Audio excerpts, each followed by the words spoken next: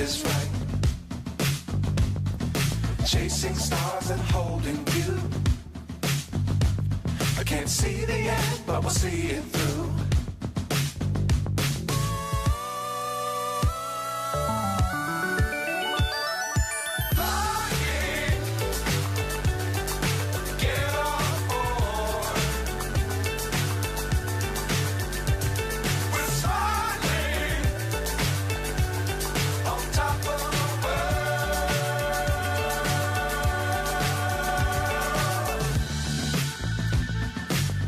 Times don't fly too high.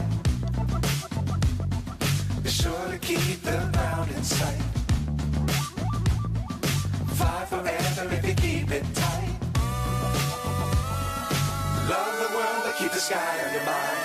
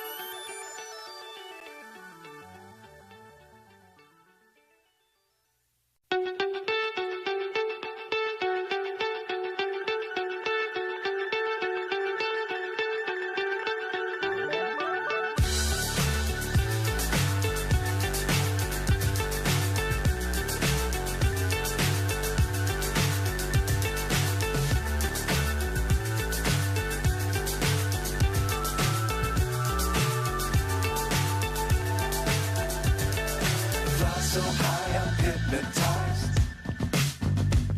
What's up is down, what's left is right. Chasing stars and holding you. I can't see the end, but we'll see it through.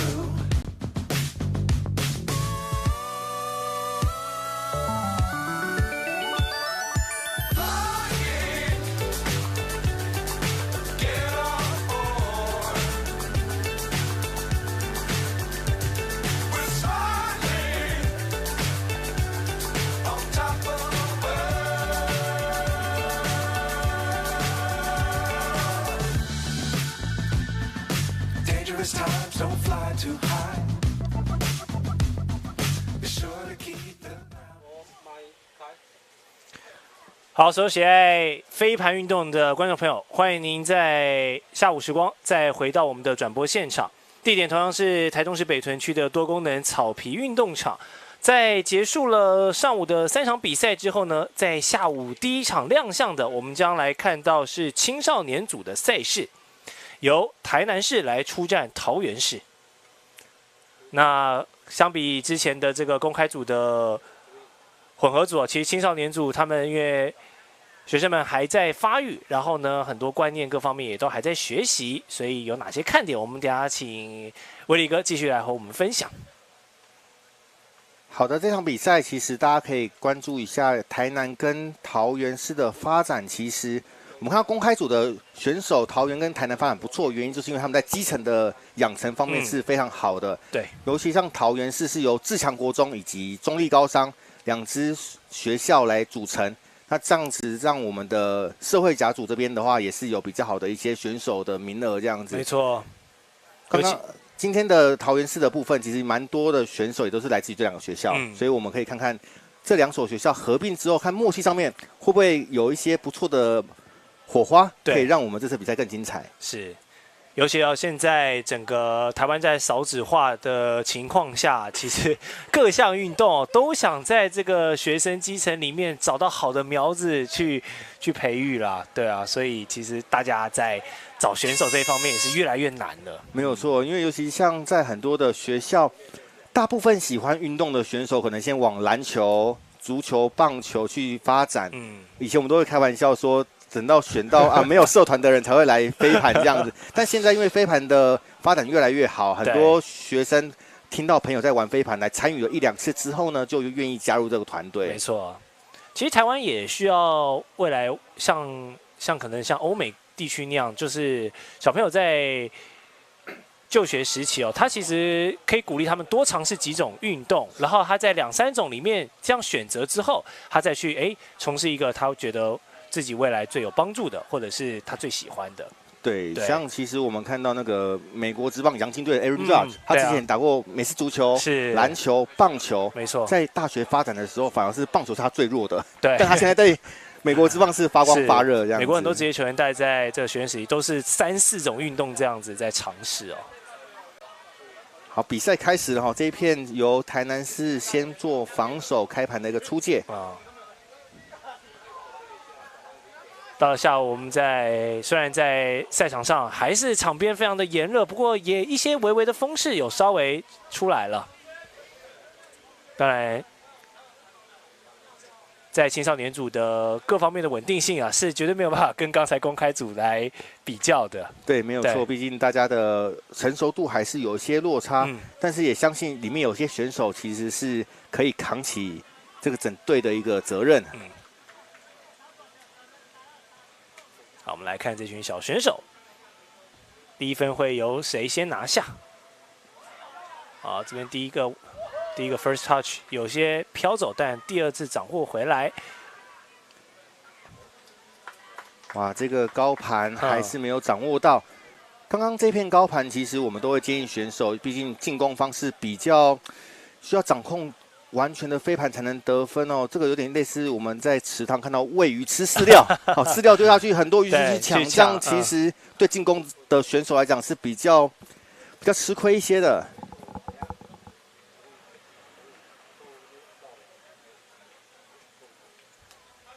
哇，这边重心没有站稳。那这次在青少年混合组的组别里面，我们就不像这个公开组有3个组他们就只有1个组别，然后4支队伍来做单循环的竞争。对，然后循环之后到了复赛会以第1名先对第4名，然后抢进看谁进到冠军赛。哇哦，这边有一点身体的接触。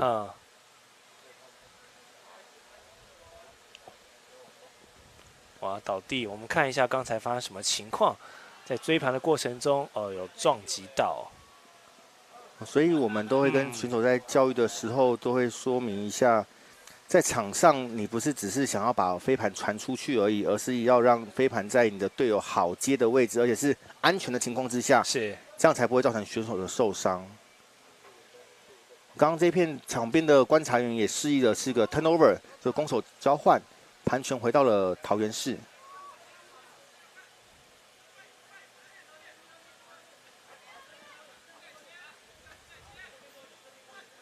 桃园这场比赛照着红色的背心出赛，这边一个长传，好漂亮，快速的快攻，拿下了比赛的破蛋分。我们再看一下刚才这个长传之后。作为一个中继者，马上搭配前方的同学两人的配合很稳定。由15号的黄子璇为桃园市首开纪录。我们看得出来，2支队伍的成熟度在对于盘的掌控性没有像上午看的公开组这么的稳定。对，那也希望他们透过每一次的比赛跟训练，可以慢慢的。跟我们的公开组可以结合起来。当然还在养成阶段。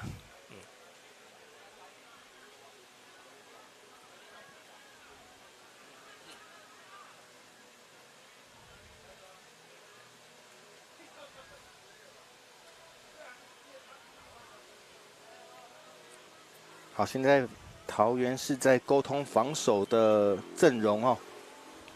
持盘者必须要交代好每一位队友，都知道守对手的哪一位选手，避免造成沟通上的失误。哇，这个开盘蛮有创意的，他打直之后还滚了蛮长的距离。我们都会建议说，如果你的开盘的能力没有到那么远的话，不如开个滚盘，让盘是用滚的过去，也是一个增加距离的方式。好，这里想不想一剑封喉呢？这样有发生 contact， 看一下最后会怎么判哦。这一片应该是台南是有顺利的接到飞盘啊，看到桃园的选手应该是被自己的队友所撞到。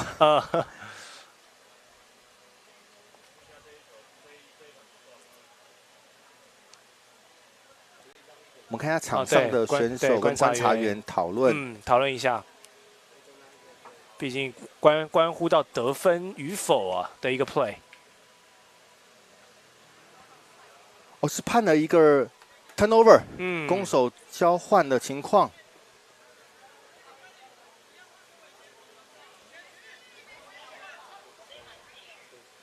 好，那么进攻端又转移到桃园市这边。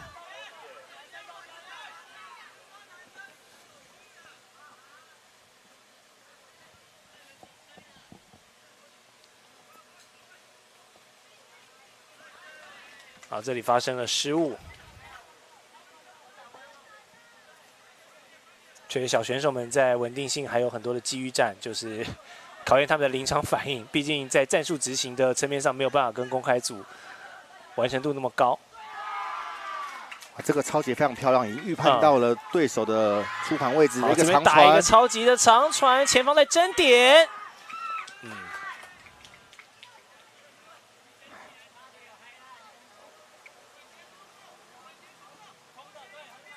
看一下哈，一个3/4场的长传，哇，这同学跳的也是够高，对，可惜没有把握好。好，在回放的过程中，马上又一个失误了。对，台南一个长传的失误。我希望小选手们都可以掌握飞盘的稳定度，毕竟这个运动是没有办法从对手手上抢夺飞盘，所以你掌握飞盘的话，其实你会持续掌有你的进攻权。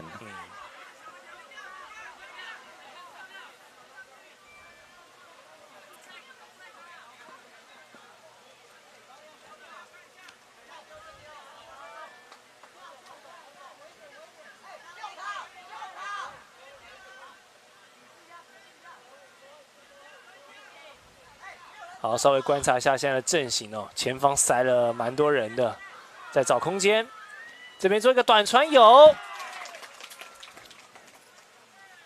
又是一个中距离搭配一个短距离的连续2盘得分的一个情况。一个顺手啊，非常近的距离。这样桃园市现在是连拿2分的状况。刚才得分的是3号的许恒轩，也是刚才在防守中啊被队友打到头一下，对，刚刚有点痛，不过现在得分了，没问题。哇，要小心啊！这边又自己勾到自己的队友，他们是开玩笑，感情没有不好了，只是。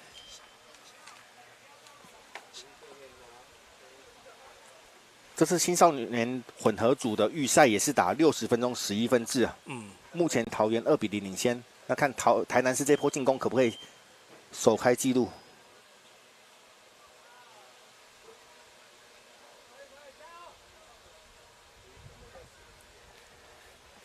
尤其现在在下午的1点钟、2点钟哦，也是这个正炎热的时候，考验他们的体力。刚才1个小时的休息之后。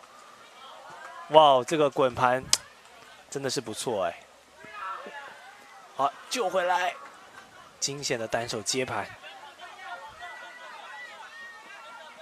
好，现在持盘的仍然是在台南市这边。场这边上有一个有一些状况，应该是在前面的出盘，现在。观察员站的这2位选手，这边有一个出盘时间到的情况。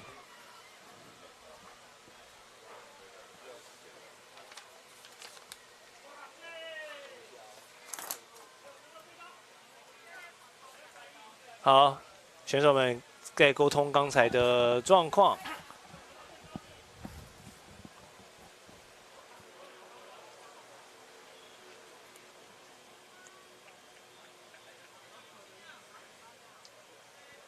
飞盘这项运动是没有裁判做直接判决的哦，会先由选手2位做讨论，观察员给予最后的建议。这一片原本是喊到10秒钟，时间到，那现在双方决定同意退回8秒钟。好，这里被抄掉。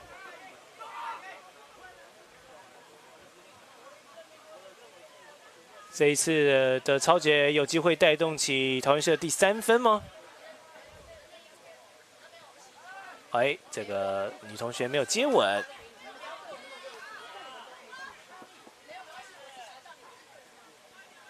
快，前方有一个大空档。好了，没问题。台南市终于开张了，由背号31号的黄冠伟。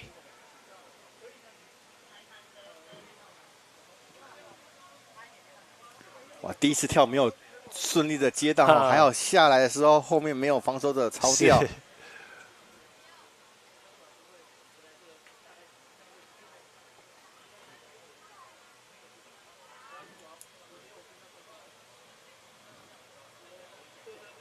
好，这样子有1分开张，至少心情上比较稳定啊，不然刚才一直还是0分挂蛋的时候，也是会比较有压力。1分1分追，对于小选手的心态压力上也会比较好。对，我们看到每一支队伍大概教练都在场边做一些建议跟指导哈，尤其青少年的队伍很需要前辈或是教练、学长姐来帮忙做一些分担，毕竟他们还在成熟的阶段。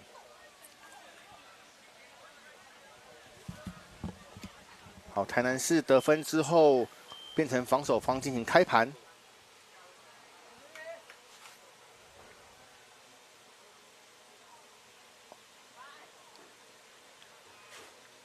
好，这片是直接开出界，所以桃园市举手示意说，从出界发盘点开始。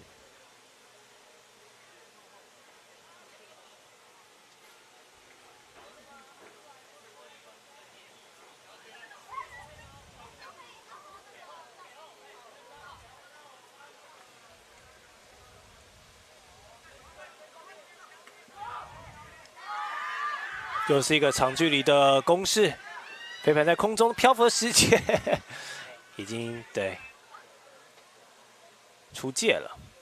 可是目前桃园的选手喊出了一个犯规，我们来看一下刚才的回放，在追盘的过程中，看一下后方的防守。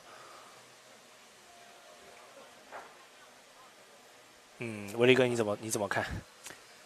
这个非常接近哦，就是如果没有碰到他的腰的话，或许有机会掌控飞盘，但是他们现在讨论出来，应该是要回到前一个出盘的。因为我刚才感觉防守球员接触到的时候，其实是进攻选手的，他这个盘已经是脱手的状况才碰到的。对，没有错，但是现场当下的时候，可能没有办法非常快速的确认状况。当然，我们是用半上帝视角在看。对，因为我们还有回放可以看了一下，这样。那选手当下他们可能就没有办法掌握到全部的状况。对，刚才看到台南选手也是非常有风度，去帮忙扶一下，避免他可能摔倒的状况。又是一个长传呢。哇，这个有机会吗？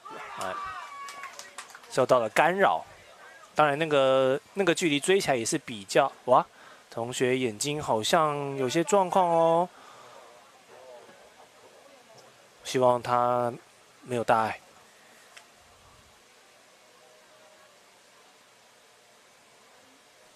哇，应该是被那个鞋子给扫到了，脚后跟踩到，扫到眼睛哦。哇，要小心，要小心。对，其实保护自身安全也是蛮重要的。当然。可小朋友的拼劲，还是给予一些掌声。是。我们场边的防务员很快速的去做一些简单的治疗，处置一下。我看情况应该还行，就是怕那个万一被那个钉鞋突刺的地方，如果碰撞到眼球，那就很严重，那就比较危险。对。刚刚那位选手戴墨镜，应该是不至于直接接触。不过他刚刚被碰到的时候，他的墨镜已经喷掉了。对。好，台南要掌握这一波在 N 总线前面，看可以追平这个分数。打个快速暂停。在这个时候喊暂停，很沉得住气。可能觉得是个机会，然后对我们的站位并不是那么理想，所以利用这个暂停的机会去做布阵。台南现在看到画面上背号38号的是王世豪教练，教练也在给他们的选手做一些指导。你看到旁边有些公开组台南市的选手来一起帮学弟妹做加油，没错，也是一种经验的传承呢。没错，对，尤其是这种飞盘族群难得那么大的一个场面，然后在这个周末好好的来切磋交流，也是很难得的机会。对，因为飞盘比赛我们大概一整年上面会有个8到10场不等的赛事。对，那我们透过每次赛事都是一些大家的凝聚啊，或者是一些经验的交流。尤其这次又是有一些公开组跟青少年组，平常这2个组别都是各自做练习，但这次有机会合在一起，然后做一些交流，其实我觉得对青少年组是蛮有帮助的。那在台湾的飞盘界有没有说像我们网球的4大公开赛这样，就是哪些赛事是我一年绝对不能错过的一个环节？其实中华民国飞盘协会会办的叫做每一个季的例行赛，以前都会在每年会有3到4次不等。对，那就是看协会怎么样做举办，然后安排在北中南各地，那各个县市队伍或是俱乐部队伍都会去参加这样子。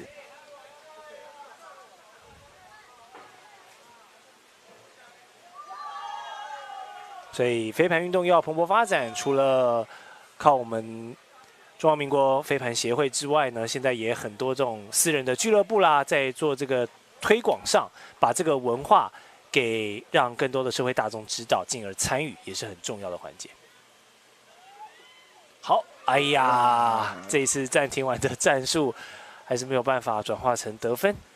其实有的时候我们都会想要一片就得分这件事情，在飞盘场上不一定越接近得分区就一定会得分，有时候退个3-5公尺，搞不好做一些不同的战术的转换，搞不好空间感出来之后，得分的几率会越大。哇哦，这个抄截非常的漂亮，对，用身体去阻挡下了这持盘者出盘的角度哦。可是这边又是一个传盘的失误，被桃园抄截掉。好，还在追，哇，可以！这一次桃园市的7号跳得很高，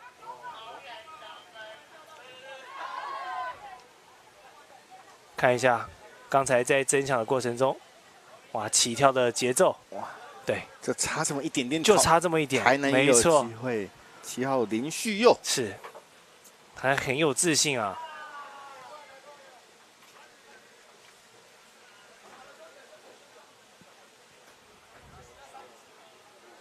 那场边的选手都彼此拿着水哈，让场上的选手补充水分。毕竟这么炎热的天气，真的，尤其现在是真的最热的时候。对。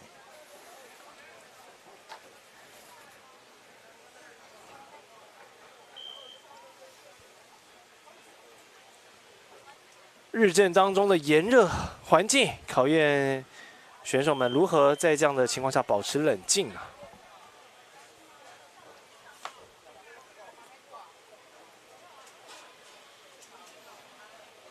比赛即将进行到开赛20分钟，1/3的长度，目前的比分3-1。开盘的是白红羊，这一片其实开到对方得分区里面，其实也算不错，非常好。那桃园市的选手已经上来做防守了，这边有点交代不清的状况。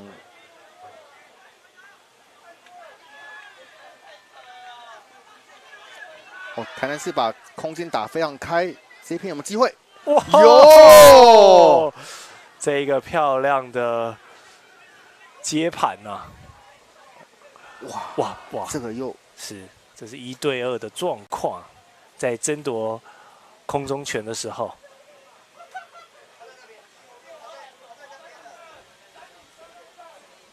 非常精彩。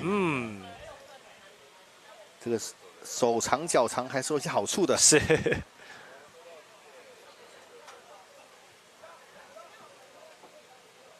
可以经过讨论之后，刚刚这一片台南市得分。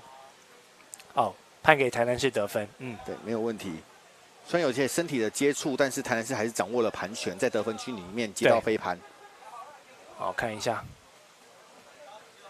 好，他抓下来了之后，对，他是抓在手上，只是刚好在移动的路径上呢，有防守员的状况，所以被干扰到一下。不过，刚刚那个接盘是有掌握住的。对，得分是背号24号队长陈伟霆。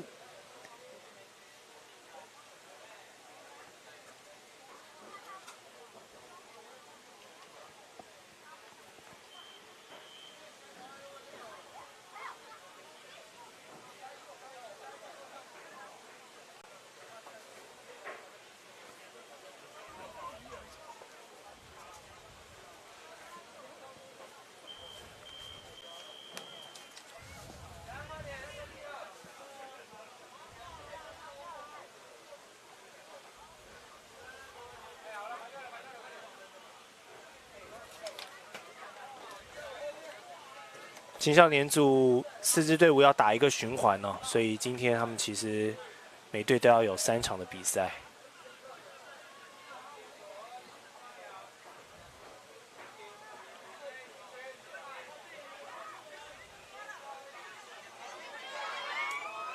这里女同学把握住吗？没有问题。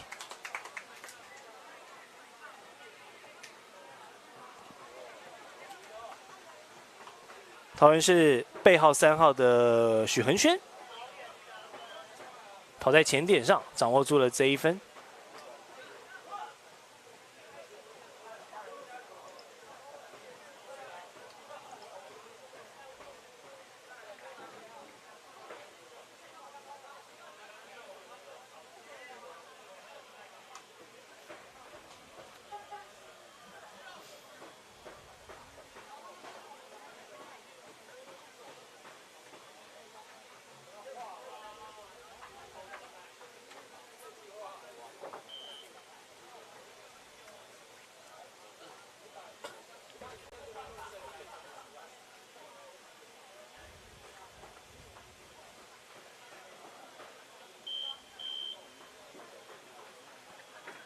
平常在训练青少年组的时候，我们都会以最基本的传接盘的稳定度为首选，因为传接盘算是飞盘比赛当中，最基本的基本功。对，就有点类似棒球的传接球一样。是，如果你传盘跟接盘都没有到一定的水准的话，其实你到了场上，有的时候会想说我到底在干嘛这样子。对，所以传接盘是最主要的。再来就是定点战。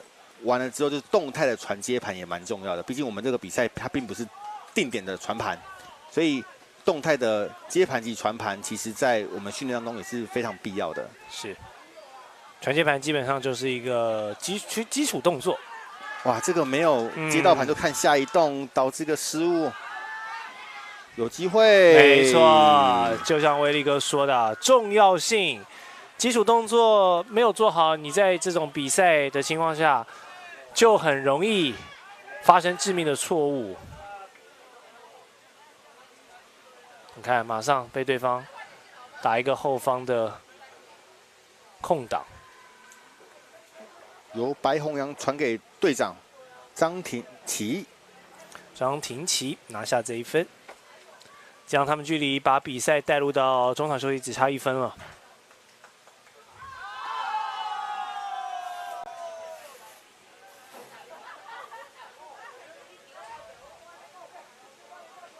而且我们桃园市是算是台湾飞盘文化的一个重镇哦。对，因为桃园市从基层开始到公开组，每一个阶段都有不同的学校以及系统去做支持。那现在桃园市飞盘委员会也是在原治大学认养那个场地，所以假日的时候他们都会在那边做练习。桃园市在今年的全民运动会，也是希望在飞盘项目能够连霸。上一届由他们拿到金牌，是，也是95年有飞盘进入全民运的第一次金牌。哇，也是苦等了许久，但是成果是美好的。对，非常具有意义啊。毕竟选手的养成并不是那么快速的。但是看桃园市的发展，其实我觉得各县市可以向桃园一起看齐。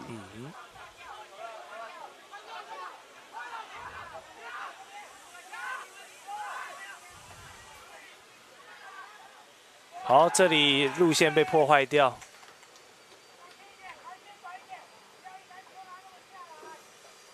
桃园市的防守王佩莹把对方这个长传哦。预判到他的传盘路线，提早的把飞盘破坏掉。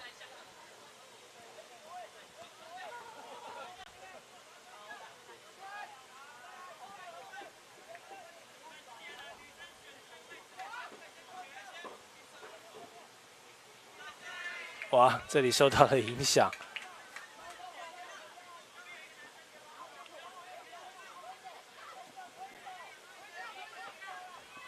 哦 ，pick call。场上有一个阻挡的状况，双方沟通好之后，回到原本的站位，再重新进行开盘。哦，现在防守方在说，当时为什么会有这个扣出现，是因为你往这边走，让我中间穿越了一个人，或是被阻挡到了，所以你必须要回到我的这边。对，好，这也是运动场上比较少见的，就是阻挡要回来上移动。我又是一个超截。哦，场边的教练，桃园市教练王君宏戴蓝色帽子这一位，叫选手短一点。哦，现在有点逆风的状态，如果是距离拉太长的话，可能对他们的传盘是比较不利的。对，啊，这就是教练说的短一点，可是选手还是喜欢往后跑。没关系，这就是经验。没错，毕竟青少年选手在战术上面还是有很大的成长空间。好，这边打一个渗透，像一个高阶，没有办法掌握到。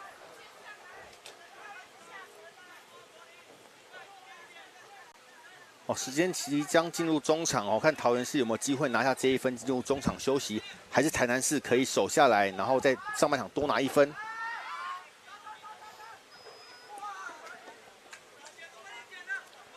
哦，飞盘在传盘的情况之下，有那种可以传得很快的。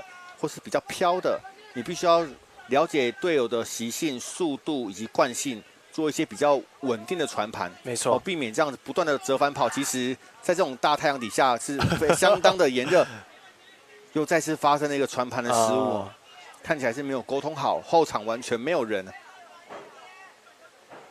有点整个节奏乱掉的感觉了。没错，啊，这个时间点其实。桃园市的这个选手也相当聪明哦，用慢慢走的方式调节一下体力。哦，上半场桃园市应该还有一个暂停还没有使用，因为时间进入中场哦，这个上半场暂停是不能带到下半场的，每一个半场只有一次暂停75秒的时间。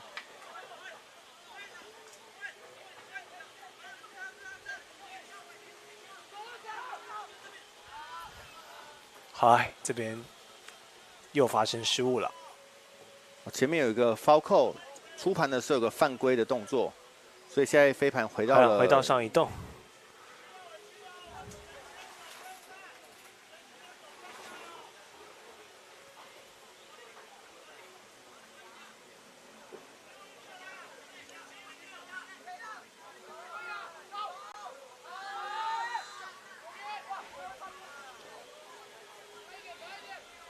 有点受到风势的影响。让这一片又造成了攻守交换。这样我们的比赛时间已经进入到30分钟前的最后读秒了。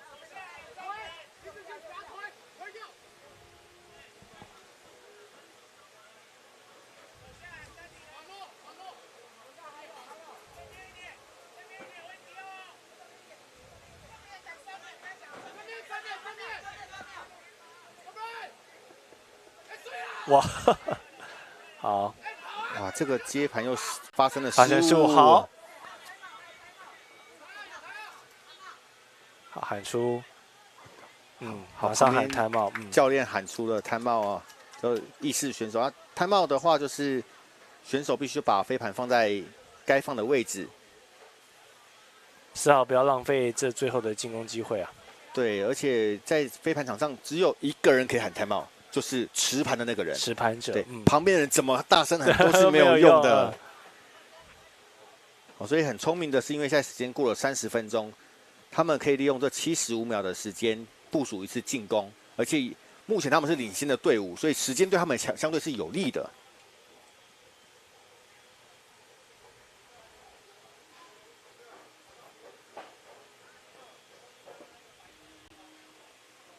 然后场边的台南市其他的选手也帮忙拿着伞，帮忙遮阳一下。要的，真的有必要。那场上的话，暂停结束之后，两边的7个人是不能做任何的更换。如果原本读秒的那个人更换成下一个不一样的防守者的话，就会归零。那如果是同一个读秒者，就会以当下读秒的秒数继续开始。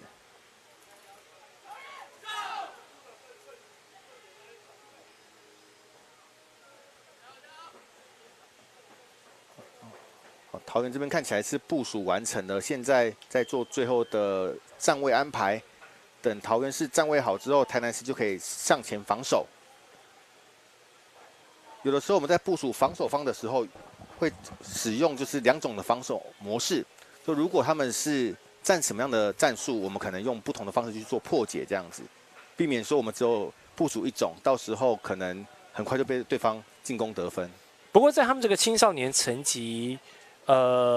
通常教练在战术安排上，当然复杂程度一定会比公开组是简化许多。当然，我们都会建议他们就是做1到2件事情就好了，可以把飞盘的稳稳的达到我们的目的，这样是比较实在的啊。这个过长了，对，这次持盘者的这个送盘并没有做得很理想。台南市可能要加紧的去捡飞盘哦，因为毕竟现在时间对他们而言是没那么的有利的，所以可能是需要赶快的把握一下时间，因为现在32分钟，这一分打完可能33、34，再加上中场休息3分钟，下半场时间就可能剩不到20分钟了，是已经在压缩了，但我们的台南市的同学还是慢悠悠的。旁边的教练可能是要做一些提醒。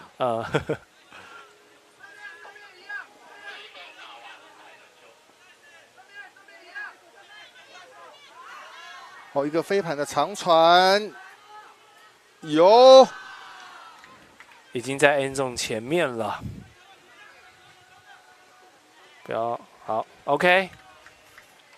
好，台南市拿下这一分，3比5，进入中场休息3分钟。也希望透过中场休息的时间，双方的选手可以再部署一下，看下半场比赛有没有更可以精进的地方。好，那观众朋友，我们先休息一下，待会回来再继续看这场台南市对战桃园市的青少年组比赛。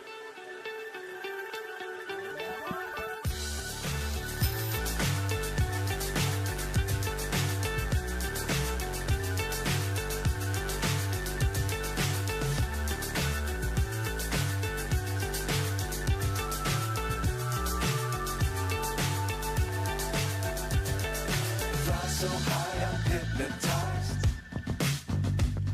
What's up is down, what's left is right.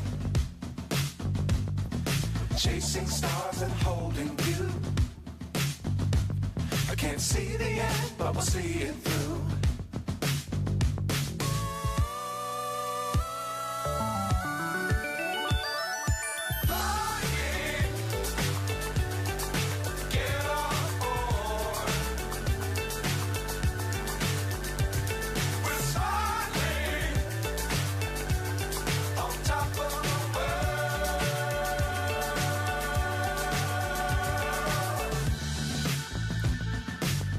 Dangerous times, don't fly too high. Be sure to keep the ground in sight. Fly forever if you keep it tight. Love the world, but keep the sky on your mind.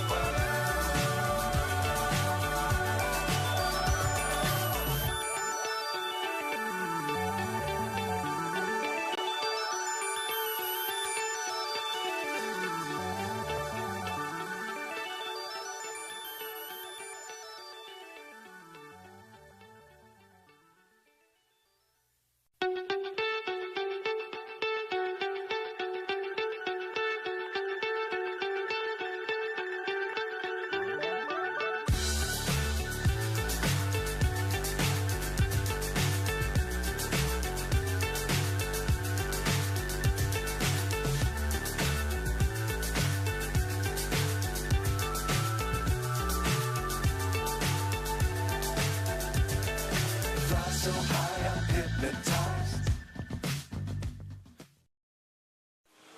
好，再回到比赛的下半场。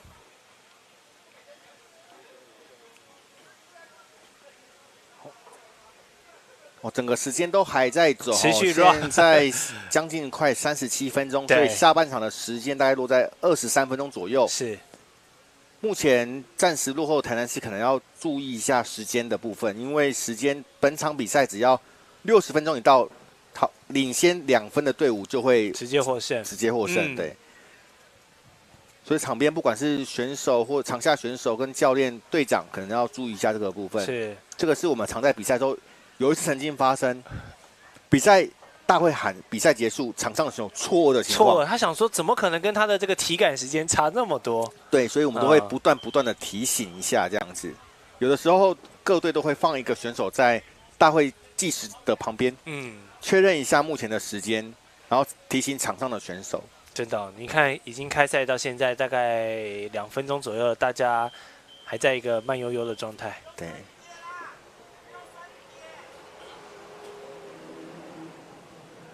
好，桃园社开盘。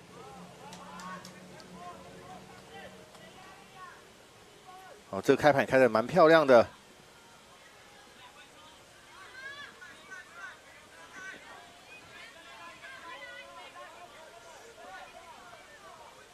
要注意一下哦，这里被破坏掉了。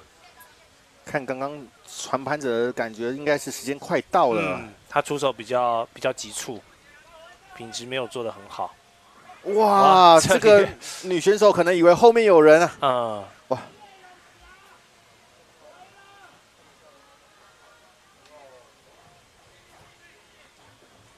看，这边女选手下弦接的时候送出的位置。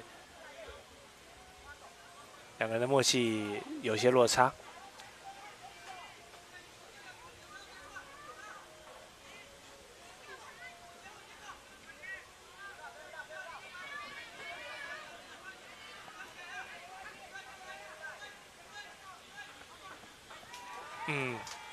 这个是被防守者干扰的一片飞盘。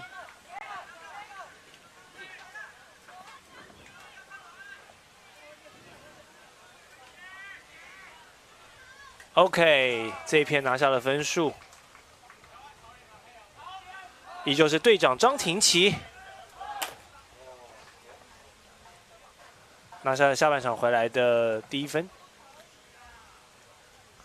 在平常指导选手的时候，在目前剩下比赛最后将近20分钟不到，因为我们如果是领先方的话，有可能会想说把时间慢慢的流失。对，在进攻的时候可能会多做一些导盘，让时间慢慢的流失。没错。第二个，在防守方的时候可能会改采区域防守，因为区域防守对方的进攻节奏必须要缓下来，这样也可以让时间站在领先方那一边。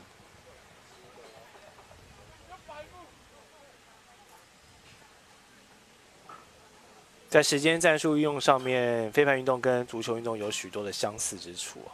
对对，因为不一定是要达到某个分数，只要时间结对，束了没，错，这也是一个获胜的条件。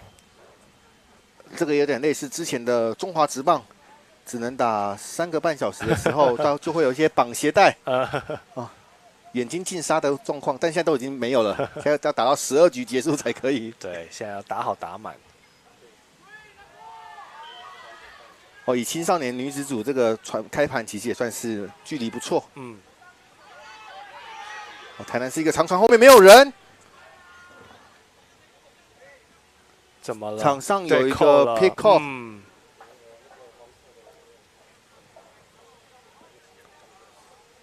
来看一下怎么回事。 pick off 都是由防守方做喊出的。我们来看一下这个重播画面。台南送出去，看到场边的观察员已经双手举起了。应该是背号20号的选手喊出来的。好，观察员因为听到声音会先举手，对，那在双方在做讨论。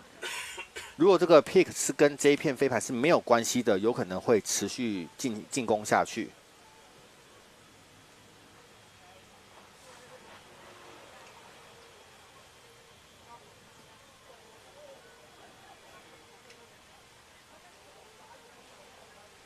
好，场上双方的选手来沟通一下，讲述一下自己刚才遭遇的状况。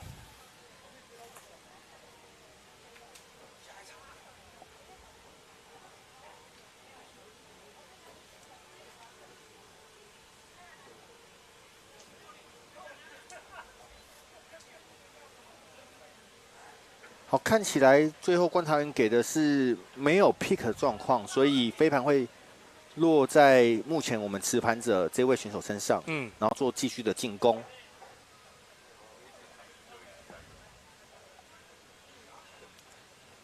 选手敲低代表示意准备开始了。好，那这样就是台南市的机会，他们已经在 N 中的距离非常近，不过遭到了破坏。好，两位女同学也是撞击之后有询问一下对方，没事啊，没事没事。如果在篮球场上可能就撞了，就我先走了。对对，或是喷个什么，喷个垃圾话这样。对，所以飞盘运动还是一个非常讲求风度的运动。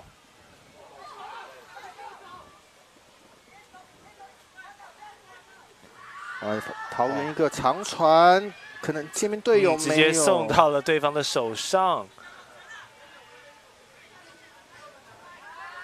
好，连2波中继的扎增高位，好，没问题。这个女同学凭借自己身高上的优势，把这一分给拿下。我目前比数差2分差，还有得拼哦。看到叶佑霖个头比较高哈，而且他已经站定位的那个位置，等着那个盘掉下来。飞盘在空中飞的时候，判断其实是我们在训练当中也是一环，是因为它可能会因为风势角度的不同，当然而导致它的落点有所偏差。对，判断也是绝对跟威力哥刚刚说的这种传接都一样，是就是基础中的基础。没错。我们可以看到桃园市选手们他们背号之外呢，他们还有每个人的这个 nickname 啊，他们取的这个绰号。刚才得分的选手叶佑霖，他背后是 Kai。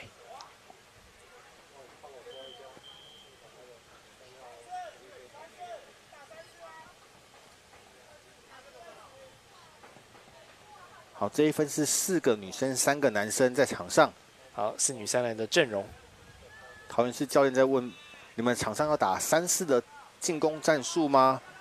确认一下，没有错哦。桃园是以3-4的进攻为主。前面突袭没有机会。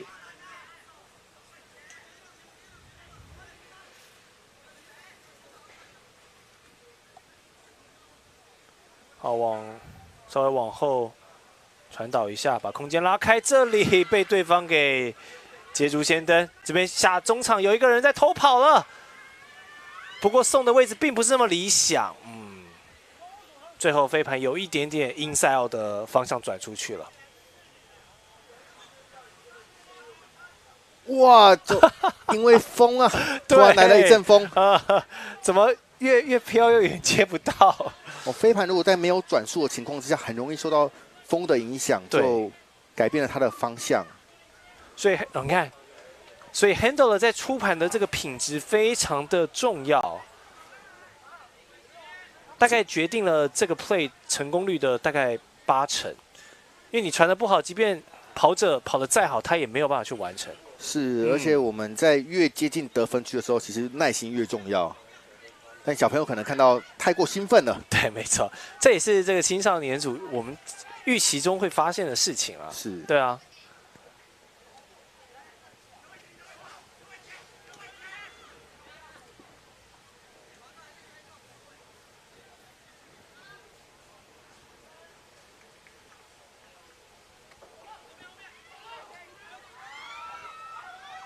好，前点，哎呦，这次有了，依旧还是我们的3号女同学许恒轩。哇，她这场比赛也拿了好多分了。对，这是她本场比赛得的第3分。三明治稳稳的夹住，瘦瘦小小的得分能力还蛮惊人的哈。对，其实平常我们在对到比较，因为台湾其实飞盘界圈子没有到非常大，所以大概知道彼此的特性。但如果到了国外一些比赛，我们都会希望透过大概前3分分析出他们队伍里面的一些定位角色，是，然后对于他们一些选手做一些设定、针对性的防守。没错。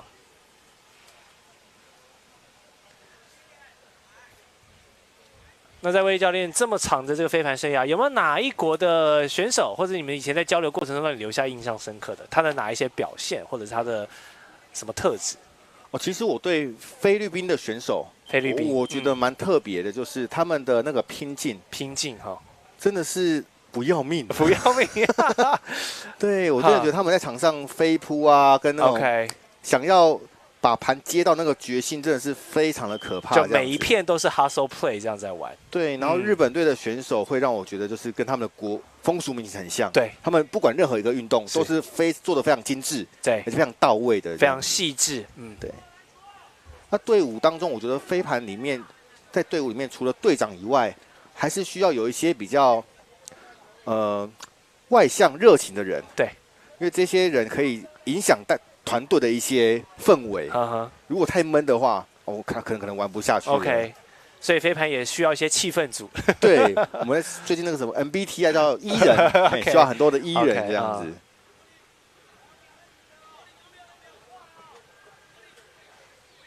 好，这边场上也有一些争议，在沟通完之后，敲地比赛继续。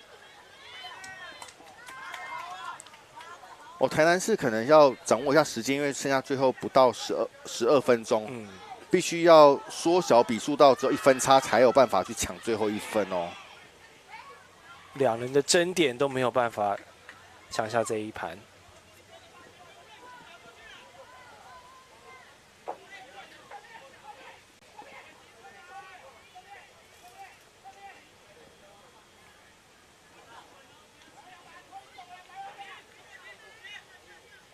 可能需要稍微加快进攻的节奏了。台南市目前还有3分的落后，时间在1分1秒的流逝。我们后场的部分被扣一个 pick call， 所以时间先暂时暂停。好，双方确认一下读秒的数字之后，拍盘重新的开始。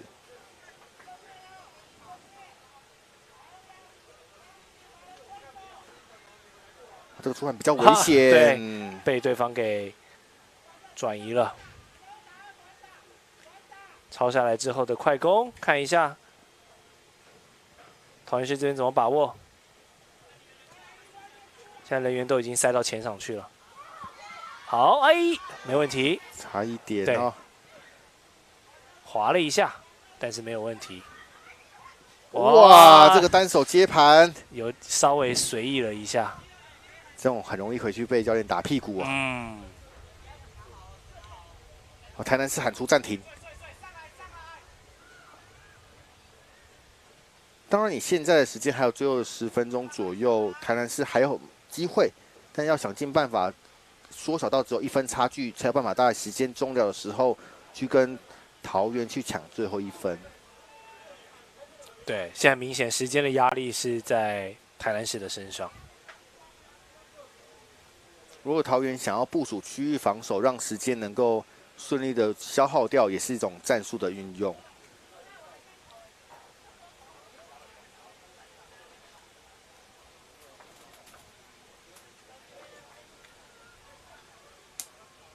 这次青少年组的比赛是打四支队伍打个单循环，然后排名出来之后做交叉的复赛，再看哪2支队伍进入到青少年的金牌战。对，他们的流程因为队伍数量比较少，所以流程也比较快。那当然就是要跟另外3队在不断的交手过程中，除了要把握自己在名次上面的靠前之外呢，也要思考一下。柿子要挑软的吃，该拿下的就一定要把握住。对，其实看到台北市跟新北市虽然这次没有出青少年组，对，但是他们也有些青少年是在公开组里面进行比赛。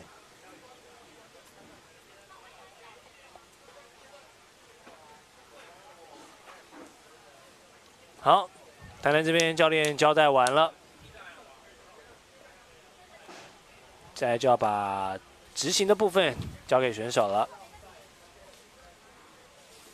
比赛已经来到快要52分钟的时间了。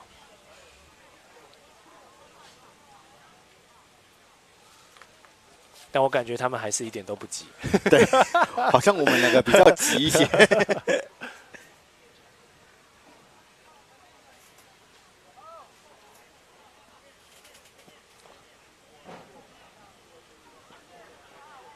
哦，台南把整个的场地是切割的比较长一些哦，把进攻距离拉开，点对点的距离都蛮远，然后这个长传看队友有没有示意到，有，没有问题。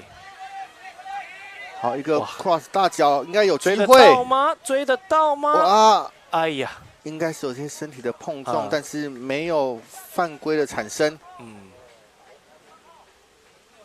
其实这个的意图是蛮好的，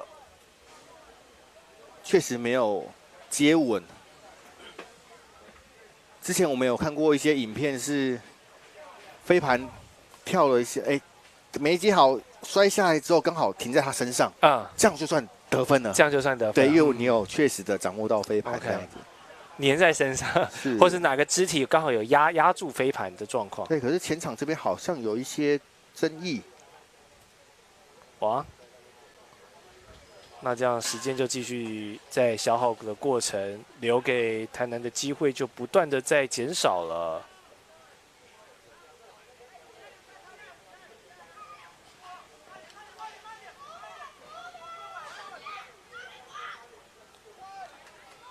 哇，这边一样没有办法掌握到。确实看到这场比赛跟公开组的实力就有一些不小的差距，但这些也是青少年组需要持续的养成，而且也希望透过这次的直播，他们可以回去回放看一下自己的比赛影片，去看一下哪边可以更加强的。来看一下这片，看这个往前送，有一点还是过长了一些，对，确实。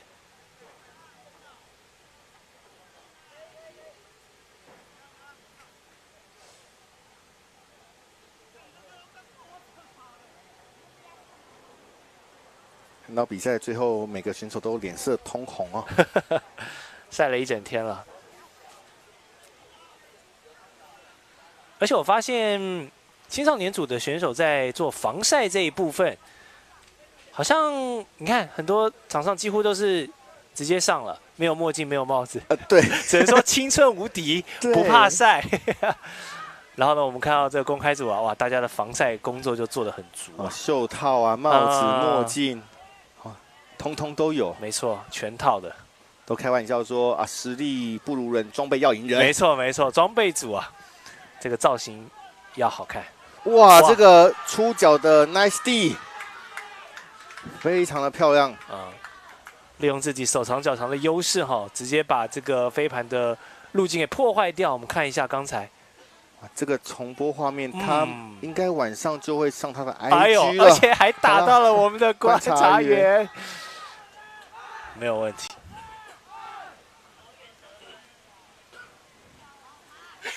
好，在刚才的 replay 过程中，桃园是迅速又拿下了1分。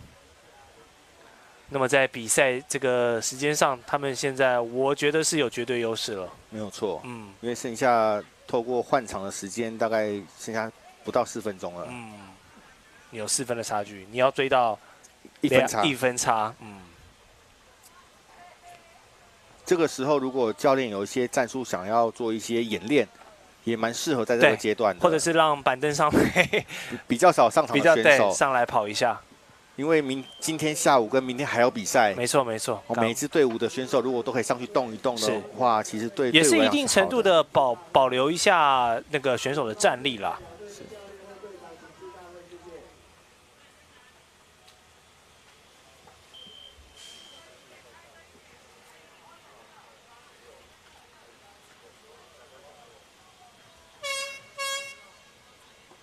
好，场边的这个汽笛声响起。比赛时间即将迈入到第57分钟。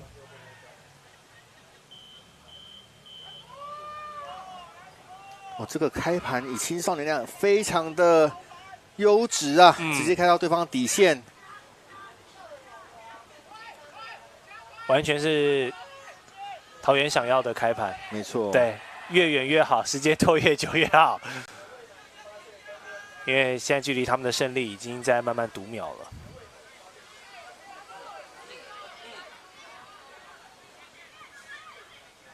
哎呦，还好，还有捏在手上，没有问题。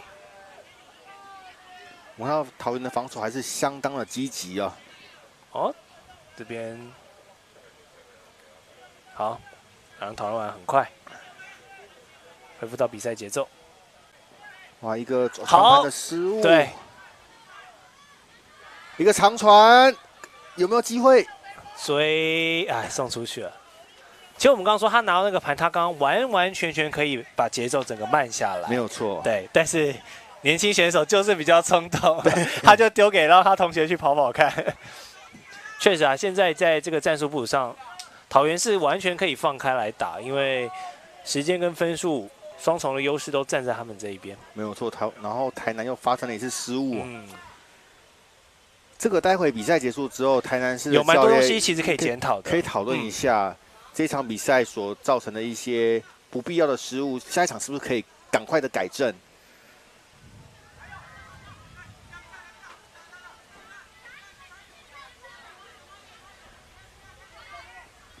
我的台南市可能也要尽快的再多得一点分。如果说有队伍互咬战绩的状况之下，得失分也是他们比较的结果。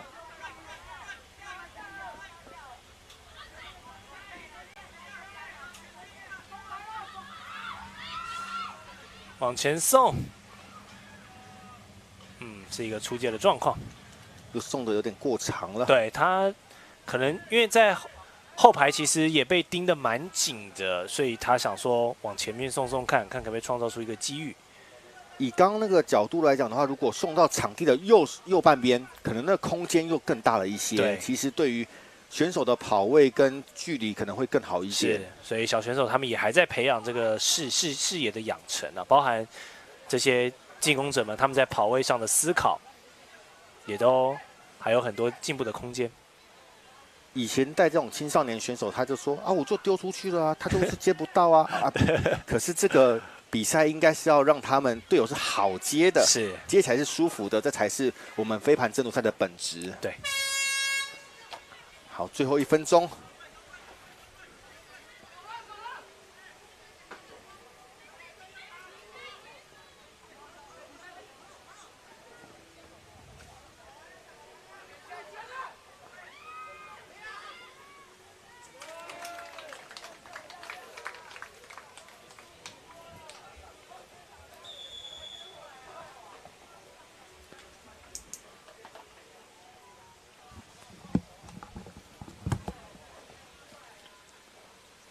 好，这场比赛最终的比数，场边已经喊出比赛结束，是由9比4，青少年组桃园市击败台南市。对，那在这个青少年组的赛事之后呢，我们场地会进行整理一下。那稍后在后面紧接着登场的一样是青少年组的另外2队，台中市跟新竹市的比拼。那在场边呢，我们也要进行一个访问，也是我们飞盘界的资深的大前辈啊。那其实我们都说，在这个飞盘要举行，其实非常不容易。那也是中华民国飞盘协会跟各个俱乐部啊，还有所有的飞盘人都花了很大的心力在准备。好，现在回到场边，在我旁边这位很开心为大家介绍，是我们这个全民运动会这一次的裁判长李松元先生。您好，李老师好，谢谢。您好，这个周末在我们台中这边举办这个飞盘赛，然后从早上这样子一路举办到下午，然后这么多的选手，您今天这样观察，感觉现在台湾的飞盘风气怎么样？每年都在进步，对，每年都会，包括场地，包括选手进步很多，那最主要是看到很多年轻的选手进来，对，是。那因为我们说，其实飞盘在这个台湾现在都还有很多的这个发展空间。那在今年的这个全民运动会上面，李老师希望看到什么样的一些飞盘的内容？我想说，全民运动会也差不第10届嘛，95年开始，那从勉强的组成队伍来让这个活动起来，到现在已经是几乎。让我稍微有一点遗憾的是，没有各县市，那也超过1半的县市，15、16队，对，那就慢慢的这样发展，我想很快就全国各个学校、各个区域这样可以蓬勃发展。是。那其实我们在筹办这样的赛事啊，一定是有很多比较辛苦的部分，然后也是有很多收获的部分。那李老师在观察这2天，其实。很多后勤的在努力办好这场赛事，其实有什么东西可以跟我们观众朋友分享一下？大家比较没有看到的一面。我们其实碰到最大的困难还是场地使用的问题。场地使用问题。对，因为飞盘虽然蛮久了，但是相对于传统的运动比赛，它还是算年轻的运动。对，是。那这个项目一直被界定在有点游戏。游戏其实它在国际上它是一个很正规的运动项目。是。那我们一直期待的就是有一个专用的场地，专用的场地让选手无后顾之忧，只要想练习，他就有地方可以练习。这样，是。好，我们希望承李老师的贵言，未来这个飞盘的运动项目呢，能够在台湾整个风气都越来越好，然后让更多的爱好者也能够加入到这项运动的这个体验它的美好。是。好，那在场边我们再稍微休息一下，待会回来呢继续这个青少年组的比赛。谢谢。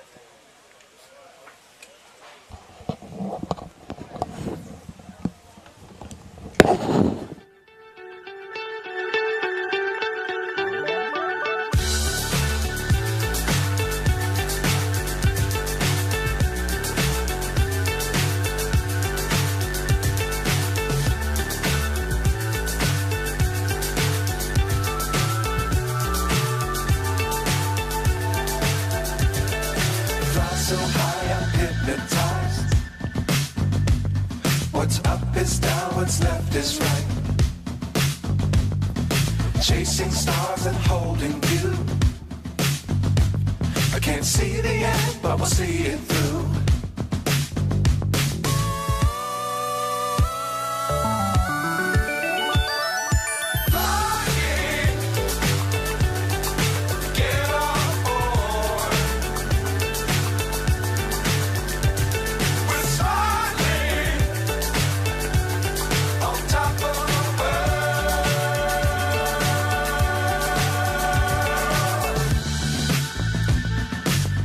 Times don't fly too high. Be sure to keep the ground in sight. Fly forever if you keep it tight. sky on your mind.